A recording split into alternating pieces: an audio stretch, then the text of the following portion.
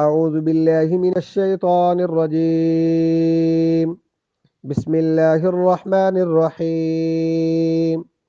وقالوا لن يدخل الجنة إلا من كان هودا أو نصارى تلك أمانيهم قل هاتوا برهانكم إن كنتم صادقين بلى من أسلم وجهه لله وهو محسن فله أجره عند ربه ولا خوف عليهم ولا هم يحزنون.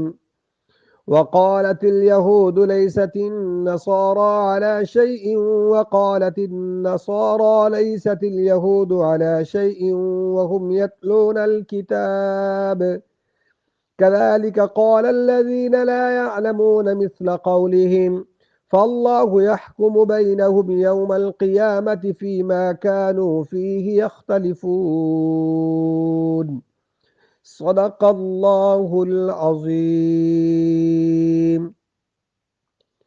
قرآن کریم کھول لیں آیت نمبر 111 تا 113. وقالوا لن يدخل الجنت، یہاں پر اللہ تعالیٰ نے یہودیوں کے اور نصرانیوں کے ایک غلط عقیدے کا ذکر کیا ہے اور ان کے دعوے کی تردید کی ہے، ان کے دعوے کو رد کیا ہے. سب سے پہلے تو یہ سمجھیے گا وقالوا لن يدخل الجنت الا من كان هودا او نصارى، یہاں یہودی اور نصرانی سے مراد کون لوگ ہیں؟ تو قرآن نے ہمیں بتا دیا وقالت الیہود عزیر ابن اللہ، کہ یہودیوں نے کہا کہ حضرت عزیر علیہ السلام اللہ کے بیٹے ہیں.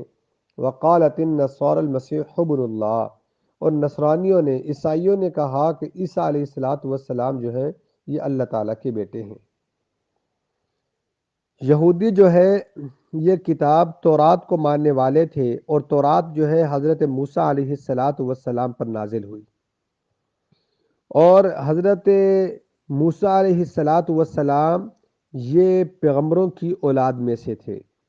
یعنی میں آپ کو بتا چکا ہوں کہ حضرت ابراہیم علیہ السلام کو اللہ نے 2 بیٹے دیے، ایک کا نام اسماعیل تھا اور ایک کا نام اسحاق تھا. اسحاق کو 4 بیٹے دیے، ایک کا نام یعقوب تھا. پھر یعقوب کو 12 بیٹے دیے، ایک کا نام یوسف تھا. یوسف علیہ السلام اور حضرت موسیٰ علیہ السلام کا جو درمیان میں فاصلہ ہے یہ تقریباً 400 سال کا ہے. تو حضرت موسیٰ علیہ السلام، حضرت یعقوب علیہ السلام کے جو 12 بیٹے تھے ان سے آگے جو ان کی نسل چلی موسیٰ علیہ السلام، اور یہ بہت سارے پیغمبر، یوشع علیہ السلام، شمعون علیہ السلام، بہت سارے پیغمبر انہی کی اولاد میں سے آئے.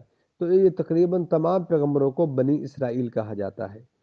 اور حضرت اسماعیل علیہ السلام جو حضرت ابراہیم کے دوسرے بیٹے تھے، ان سے اللہ تعالیٰ نے نبی کریم صلی اللہ علیہ وسلم کو پیدا فرمایا. تو یہودی تورات کو ماننے والے تھے جو کتاب حضرت موسیٰ علیہ السلام پر نازل ہوئی. اس لیے یہودی اپنے آپ کو کہا کرتے تھے ہم بڑے معزز ہیں، کیوں کہ ہم نبیوں کی اولاد ہیں، اس لیے ہم جنت میں داخل ہوں گے، ہم جہنم میں نہیں جائیں گے. اگر بالفرض ہم جہنم میں چلے بھی گئے تو ہم نے جو موسیٰ علیہ السلام جب طور پہاڑ پر کتاب لینے کے لیے گئے تو پیچھے ہم نے بچڑے کی عبادت شروع کر دی تھی، اس لیے وہ 40 دن ہم نے بچڑے کی عبادت کی تھی. اگر ہم جہنم میں چلے بھی گئے تو صرف 40 دن کے لیے جائیں گے، اس کے بعد پھر واپس آ کے ہمیشہ جنت میں چلے جائیں گے. اور یہ ان کا غلط عقیدہ ہے. اس آیت میں اللہ تعالیٰ نے ان کے اس عقیدے کو رد کیا کہ یہ صرف ان کی محض ان کی باتیں ہیں، اس کے پاس ان کی دلیل کوئی ان کے پاس نہیں ہے. اور یہودی جو ہے یہ عربوں کو امی کہا کرتے تھے. امی کا مطلب ہوتا ہے ان پڑھ، اور امیوں کو یہ دھوکہ دینا ان کے مذہب میں جائز تھا. تو گویا کہ یہودی جو ہیں ان کے سامنے عربوں کی بھی کوئی حیثیت نہیں تھی. ایک بات. دوسری جو عیسائی عیسائیوں نے کہا کہ عیسیٰ علیہ الصلاۃ والسلام نعوذ باللہ اللہ تعالیٰ کے بیٹے ہیں، اور حضرت عیسیٰ علیہ الصلاۃ والسلام پر جو کتاب نازل ہوئی تھی اس کا نام ہے انجیل، اور حضرت عیسیٰ علیہ الصلاۃ والسلام اور نبی کریم صلی اللہ علیہ وسلم کے درمیان میں جو فاصلہ ہے وہ تقریباً 5 صدیوں کا ہے، 500 سال کا، اور حضرت محمد صلی اللہ علیہ وآلہ وسلم سے پہلے یعنی سیکنڈ لاسٹ پیغمبر جو آئے وہ حضرت عیسیٰ علیہ الصلاۃ والسلام آئے۔ تو گویا کہ جو یہودی ہیں اس وقت جو مسلمان تھے وہ یہودی تھے، اور جو عیسائی ہیں اپنے دور کے جو مسلمان تھے وہ عیسائی تھے۔ تو یہودی اپنے دور میں بالکل ٹھیک تھے، عیسائی بھی اپنے دور میں بالکل ٹھیک تھے۔ بعد میں انہوں نے کیا کیا، اپنی طرف سے یہودیوں نے تورات کے اندر تحریف کی، اپنے ہاتھ سے لکھا، اس کے اندر رد و بدل کیا اس کے احکامات کو، اور پھر کہا کہ من جانب اللہ، یہ جو ہم فتویٰ دیتے ہیں یا لکھ کے دیتے ہیں یہ اللہ کی طرف سے ہے۔ اور عیسائیوں نے بھی ایسے ہی کیا کہ انجیل کے اندر انہوں نے تحریف کی اور پھر کہتے کہ یہ اللہ کی طرف سے ہے۔ اب یہاں ایک اور بات بھی ذہن میں رکھیے گا کہ یہ یہودی جو ہے یہ کس طریقے سے خانہ کعبہ میں پہنچے، عرب میں کیسے پہنچے۔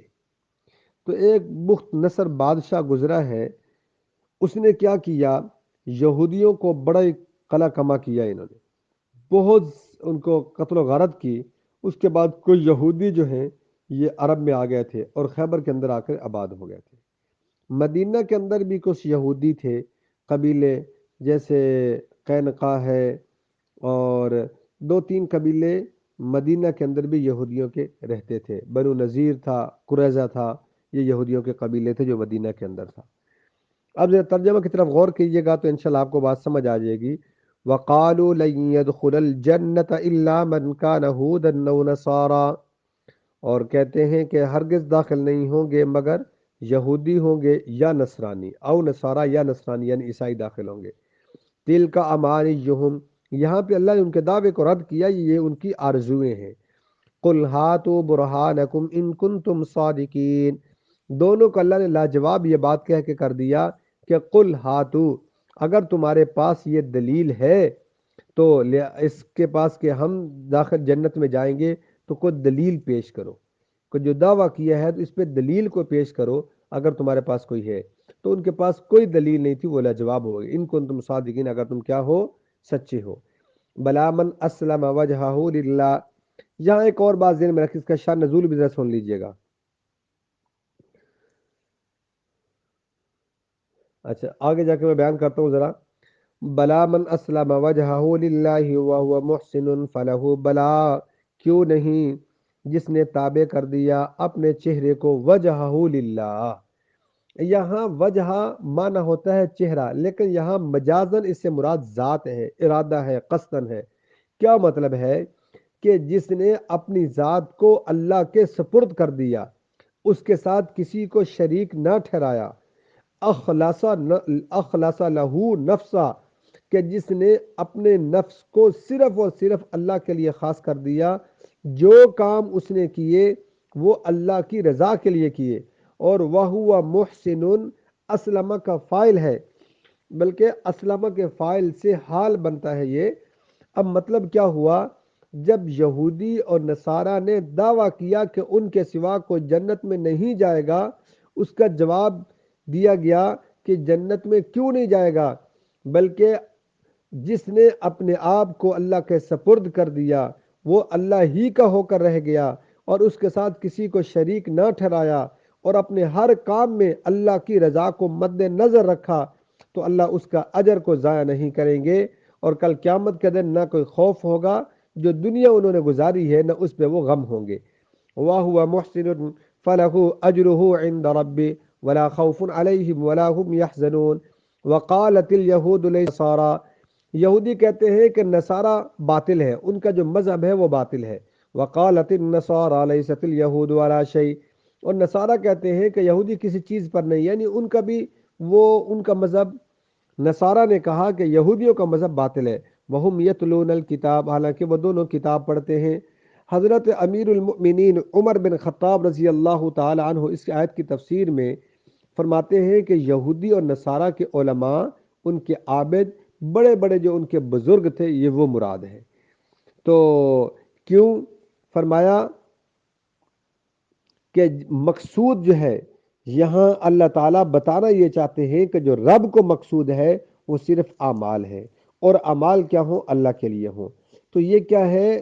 جو کام لوگوں کو دکھلاوے کے لیے، ریاکاری کے لیے کیا جائے، اس سے منافقت کہتے ہیں، اسے دھوکہ دیتے ہیں۔ جیسے لوگ نماز میں کھڑے ہوتے ہیں، سستی سے کھڑے ہوتے ہیں، لوگوں کو دکھانے کے لیے کھڑے ہوتے ہیں، تو ایسے عمل جو ہے اللہ کو پسند نہیں ہے۔ بہت سارے فوائل للمطففین، یہاں فرمایا کہ ان کے لیے ہلاکت ہے، اور آگے کیا کہا؟ ایک اور جگہ اللہ نے فرمایا فمن کان یرجو لقاء ربه فلیعمل عملا صالحا ولا یشرک بعبادت ربه احدا، کہ جو شخص اللہ نے کیا کہا کہ اپنے رب کی ملاقات کا خواہش مند ہو، کہ اب وہ نیک عمل، اس کو چاہیے کہ نیک عمل کرے اور اپنے رب کی عبادت میں کسی کو شریک نہ ٹھہرائے، تو اس کا اجر جو ہے اللہ کے ہاں محفوظ ہوگا، اس پہ کوئی خوف قیامت کے دن نہیں ہوگا۔ تو یہاں فرمایا کہ یہودی اور نصرانی ایک دوسرے کو باطل کہتے ہیں، کہ ناحق کہتے ہیں، حالانکہ دونوں کتاب پڑھتے ہیں، اور تورات بھی اور انجیل بھی، اور دونوں کتابوں کے اندر، تورات کے اندر انجیل کی تصدیق ہے اور انجیل کے اندر تورات کی تصدیق ہے، دونوں میں ایک دوسرے کی تصدیق ہے۔ فاللہ یحکم بینہم یوم القیامت فیما کانوا فیہ یختلفون، بلکہ کل قیامت کے دن اللہ تعالیٰ فیصلہ کریں گے کہ کون حق پر تھا، کون نہ حق ہے، اور کون اللہ کی رضا کے لیے کام کرتا تھا، کون دنیا کے دکھلاوے کے لیے کام کرتا تھا، کون ریاکاری کے لیے کام کیا کرتا تھا۔ اللہ ہم سب کو، یہاں بھی آج یہی مسئلہ چلا آ رہا ہے کہ ہم کہتے ہیں، مسلمان کہتے ہیں کہ مسلمان سچے ہیں، یہودی اور یہ کافر کہتے ہیں کہ ہم درست ہیں۔ سارا کا سارا جو وبال ہے یہ اسلام کی وجہ سے پھیلتا ہے۔ میرے بھائیوں، اصل میں یہ کنفیوژن بلکہ مسلمانوں نے کہنا شروع کر دیا کہ یہ اسلام کی وجہ سے سارے کام، یہ کم نظری ہے، یہ کم ظرفی ہے اسلام کی، بلکہ ہرگز ایسا نہیں ہے۔ یہ عذاب جو مسلط ہوتے ہیں یہ اسلام کو ترک کرنے کی وجہ سے ہوتے ہیں، نہ کہ اسلام کی وجہ سے ہوتے ہیں۔ جب ہم کیوں؟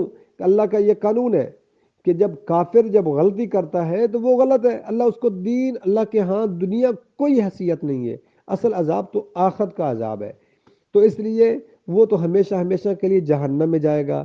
اب مسلمان یہ کہتے ہیں کہ ہم جنت میں جائیں گے، جب ہم جنت میں جائیں گے تو جنت والے کام بھی تو کریں۔ ہم یہ چاہتے ہیں کہ کام کوئی نہ ہو، ہم اتباع رسول نہ کریں، اس کو پس پش ڈالیں، اپنی خواہشات کے مطابق زندگی گزاریں اور جنت میں بھی سب سے آگے ہوں۔ ایسے ہرگز نہیں ہوگا، بلکہ ہمارے اعمال کی وجہ سے سزا ہوتی ہے۔ اللہ ہم سب کو ہر آفت سے، ہر مصیبت سے محفوظ فرمائے۔ ہم ان آفتوں سے، ان مصیبتوں کے اہل نہیں ہیں، ہم امتحان دینے کے قابل نہیں ہیں۔ اللہ ہماری حفاظت فرمائے، امت مسلمہ کی حفاظت فرمائے۔ وآخر دعوانا الحمد للہ رب العالمین۔